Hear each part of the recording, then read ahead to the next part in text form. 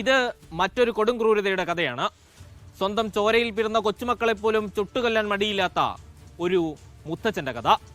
സംഭവം നടക്കുന്നത് 2022 മാർച്ച് 19 ഇടുക്കി ചീനിക്കുഴിയിലെ എനിക്ക് പിന്നിലുള്ള ഈ വീട്ടിൽ വെച്ച്.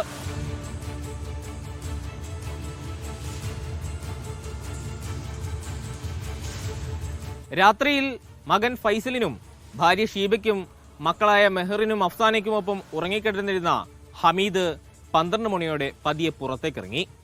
വീടിന്റെ പിൻഭാഗത്തേക്ക് വന്ന് വീട്ടിൽ സൂക്ഷിച്ചു വെച്ചിരുന്ന പെട്രോൾ കുപ്പികൾ എടുത്ത് ഈ ജനലിലൂടെ ഉള്ളിലേക്ക് ഒഴിച്ചു. എന്നിട്ട് തീ കൊളുത്തി.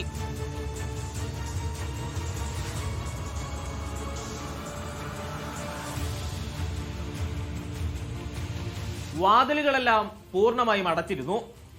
തീയണയ്ക്കാൻ ഒരു തുള്ളി വെള്ളം പോലും കിട്ടാതിരിക്കാൻ ഹമീദ് വീട്ടിലെ വാട്ടർ ടാങ്ക് പൂർണ്ണമായും കാലിയാക്കി. കിടപ്പുമുറിയിൽ തീ പടരുന്നതെറിഞ്ഞ് ഉണർന്നെണീറ്റ ഫൈസലും കുടുംബവും തൊട്ടടുത്തുള്ള ബാത്റൂമിലേക്ക് രക്ഷപ്പെടാൻ ശ്രമിച്ചു. പക്ഷേ ബാത്റൂമിൽ പോലും ഒരു തുള്ളി വെള്ളമില്ലായിരുന്നു.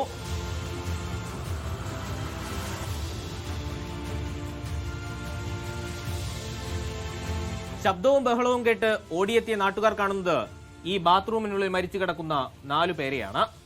കൊലപാതകത്തിന് ശേഷം ഹമീദ് ഉടനടി തന്നെ ഇവിടുന്ന് രക്ഷപ്പെട്ടു. ബന്ധുവീട്ടിലെത്തി കുറ്റം സമ്മതിച്ചു.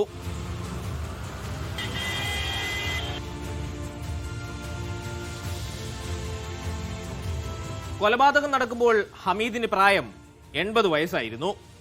കഴിഞ്ഞ 3 കൊല്ലം അയാൾ ജയിലിൽ കഴിച്ചുകൂട്ടി. ഈ കാലയളവിൽ കേസിന്റെ നടപടിക്രമങ്ങൾ പൂർത്തിയായി. ഇനി വിധി പ്രസ്താവമാണ്. നമുക്ക് കാത്തിരിക്കാം ഈ നരാധമന് ഇന്ത്യൻ നിയമവ്യവസ്ഥ എന്തു ശിക്ഷ വിധിക്കുമെന്ന്. ജിബിൻ തോമസിനൊപ്പം മുഹമ്മദ് ആഷിഖ്, മീഡിയ 1 ഇടുക്കി.